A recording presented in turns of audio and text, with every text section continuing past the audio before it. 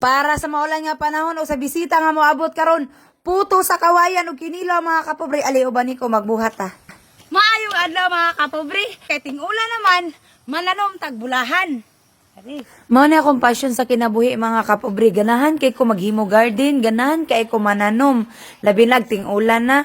Ug syempre sa di pa nato sugdan na atong pagpananom, butatan nato nagpayag diha mga kapobre aron ini kakusog sa ulan na atay pasilungan.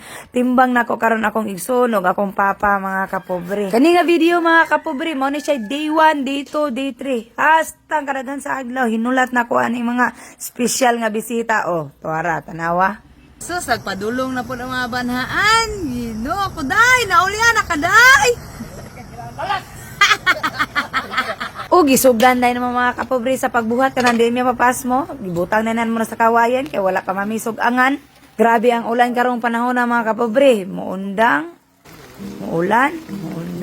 muulan. Putol-putol sad pud among trabaho mga kapobre kay lisod man pug kay magpasingulan ta mahal ra ba kay BGC. O kay lagi gid ano man tagpapil ka papirmahon lagi mga kapobre kay naa man gud ta ipaputol nga lubi para sa ato ang payag mao nang kinahanglan jud ta og kanang permit aron dili ta madakpan aron di ta palayason aning dapita.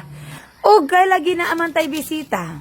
Di man pud pwede nga di nato paisnakon kay ting ulan. Maghimo tag lutlot karon mga kapobre.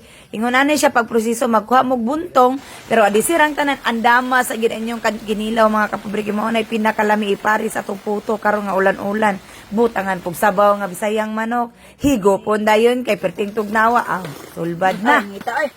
Pura biya po ni kanindot sa pamati mga kapobre kanang daghan kay ta mangaon sa una mga kapobre maglutlot mi. Dayon kami daghan kay may mga silingan magkasinabot mi mga kapobre. Dayon ang kaning daog namo nga butangan namo sa lutlot kay daghan man jud mi maglutlot kini duha ra man jud ni kay ngano dagko man gud kay nga buntong nakuha ni papa. Ningani ni mga kapobre, amos nilang alirungan, magalirong mi, ang lutlot nakasugba diha sa atubangan. Mo ni pinaka-importante mga kapobre nga kana mahilis gid ang mga tibugol diha daan usa nimo isulod sa kawayan niya. Hinluoy daan ang kawayan or buntong.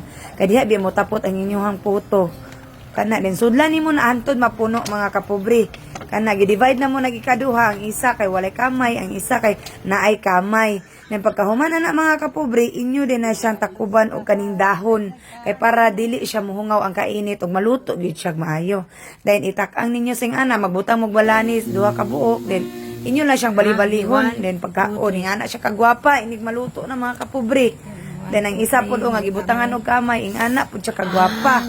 Oh. So ay ginyog alang-alang nga kay ang uban mahilaw ang tunga. Kung mahimo mga kapobre og magbuhat mo ani iduha ka oras or isa ka oras og tunga pero imo na siyang gibali-bali sa siga ayaw pasagdaing nga magpundor ang siga sa inyong buntong kay masunog ang buntong mabali na sa tunga wa na mo makaon. Asin mo gamit niya mo atong buntong nga laya na ha kinahanglan gid siya buhi mga kapobre kay inyo mangidangdang sa kalayo kay og laya na inyong ibutang diyan na musiga nag-apil yung puto.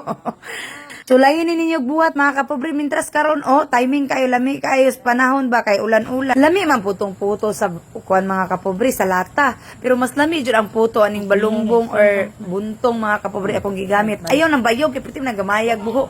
Buntong or balungbong mga kapobre ay lang pala ani siga bali-bali lang. Salamat sa pagtana.